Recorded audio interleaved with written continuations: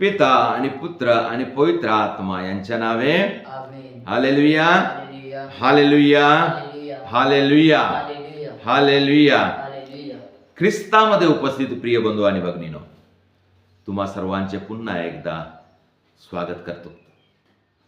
तुम्ही माझे व्हिडिओ पाहत आहात, मला विश्वास आहे शाश्वती आहे.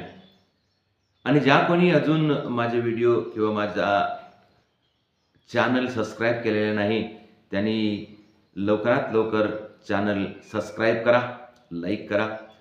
येणाऱ्या व्हिडिओमध्ये चांगल्या चांगल्या गोष्टी प्रभूविषयी आपण पाहणार आहोत.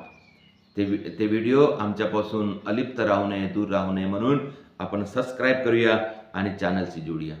प्रियजन हो, पुन्हा मला एक आनंदाची गोष्ट तुम्हाला सांगायची आहे की जे लोक व्हिडिओ पाहत आहेत आणि जे कमेंट करत आहेत त्यांच्या कमेंटवरून मला असं वाटते की खरोखर तुम्ही इच्छुक आहात, तुम्ही प्रभूचा शब्द वाचत आहात आणि प्रभू तुमच्या जीवनामध्ये कार्य करत आहे.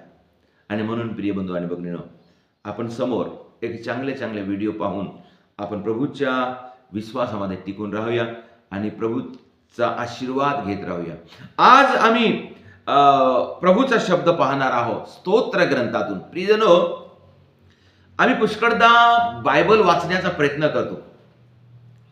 पुष्कळाने तुमचा अनुभव असेल की पुष्कळाने मी आता बायबल पूर्ण वाचणार किंवा मी बायबल पूर्ण करणार अशा प्रकारे. आणि आम्ही काय करतो, सुरुवातीपासून सुरू करतो बायबल वाचायला. काही धडे किंवा काही अध्याय, काही पुस्तक वाचल्यानंतर आमचा विश्वास किंवा आमचा इंटरेस्ट थोडा कमी होऊन जातो. मधामध्ये आम्ही कुठेतरी हरपून जातो आणि मग पुन्हा आपण काही दिवसानंतर पुन्हा कुठून तरी दुसऱ्या ठिकाणून सुरू करतो. कधी कधी मग आम्ही शुभवर्तमानापासून सुरुवात करतो. काही वेळ आम्हाला इंटरेस्ट वाटते, नंतर मग आमचा इंटरेस्ट कमी होते. प्रियजनो, मी तुम्हाला एक गोष्ट सांगतो, तुम्ही बायबल जरूर वाचा, पूर्ण वाचा. ह्या जीवनामध्ये आम्हाला बायबल वाचल्याशिवाय आम्ही या जगातून जाऊ नये. आमच्या जीवनात कमीत कमी एकदा तरी आम्ही पूर्ण बायबल वाचावं, अशासाठी की आम्हाला नंतर पस्तावा येऊ नये, असं आम्हाला वाटू नये, असं होऊ नये की अरे मी बायबल वाचलो नाही, वाचलो असतं तर मला ते माहीत झालं असतं, वाचलो असतं तर मला याची जाणीव झाली असती. म्हणून प्रियबंधू आणि भगिनीनो, जीवनामध्ये कमीत कमी एकदा तरी, कितीतरी वेळ वाचला तरी चांगलंच आहे. पुष्कळ लोकांनी पुष्कळ वेळ बायबल वाचलेला, म्हणून कमीत कमी आपण एक वेळ तरी नक्की बायबल वाचावं. आणि माझं एक सूचना आहे किंवा माझी एक मत आहे, तुम्ही जेव्हा बायबल वाचायला सुरू करता, सर्वात आधी स्तोत्र ग्रंथापासून सुरुवात करा. स्तोत्र ग्रंथ काय आहे? स्तोत्र ग्रंथ एक प्रार्थना आहे. स्तोत्र ग्रंथ प्रभूचा शब्द आहे. स्तोत्र ग्रंथ मार्गदर्शन आहे. स्तोत्र ग्रंथ देवाचा आमच्यासाठी उपदेश आहे. म्हणून स्तोत्र ग्रंथापासून तुम्ही बायबल वाचणं सुरू करा. आम्ही मधामधात आमच्या गरजेनुसार आम्ही वाचतोच. मिसा बलिदानामध्ये आम्हाला वाचायला मिळते आणि पुन्हा काही जेव्हा प्रार्थना घेतो किंवा जेव्हा व्यक्तिगत जीवनामध्ये आम्ही काही प्रभूचा संदेश ऐकायचा तर आम्ही वाचतो, ते वेगळी गोष्ट. परंतु जेव्हा आम्ही पूर्ण बायबल मी वाचणार, पूर्ण करणार, असं आम्ही जेव्हा निश्चय करतो तेव्हा आपण स्तोत्र ग्रंथापासून सुरुवात करूया. आज आपण पहिलं स्तोत्र पाहूया.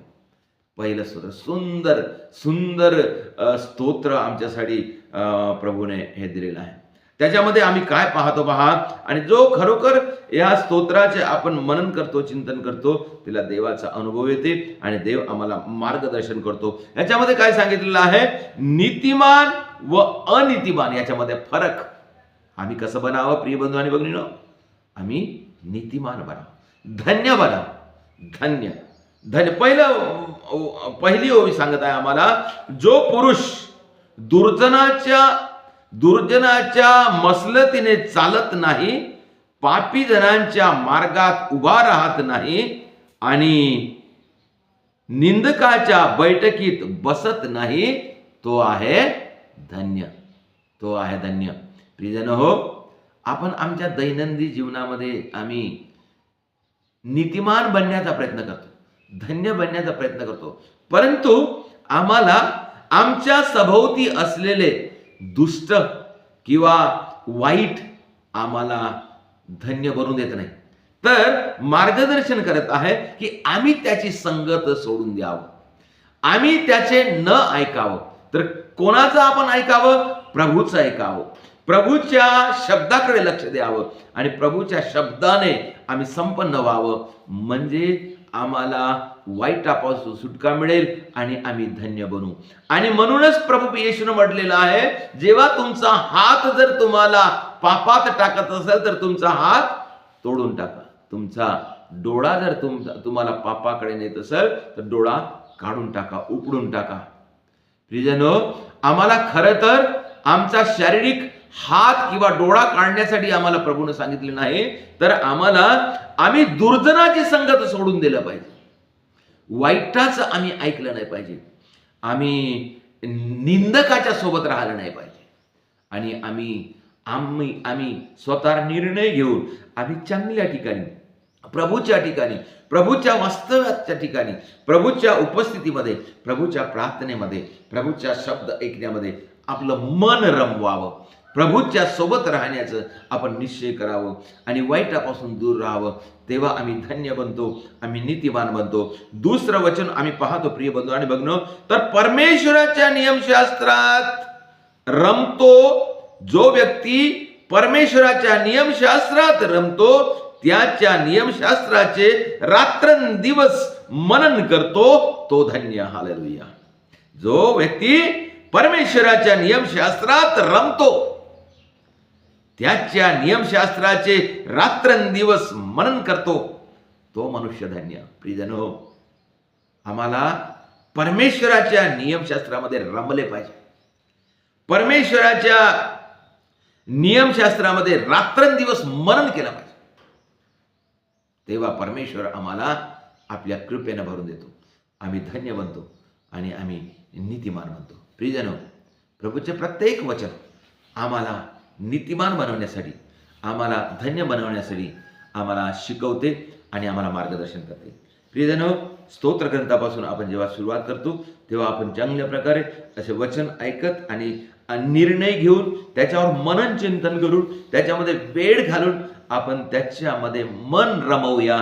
देव आम्हाला आशीर्वाद देणार, देवाची कृपा आमच्या जीवनात येणार आणि देव आम्हाला समोर प्रगतीकडे, उन्नतीकडे नेणार.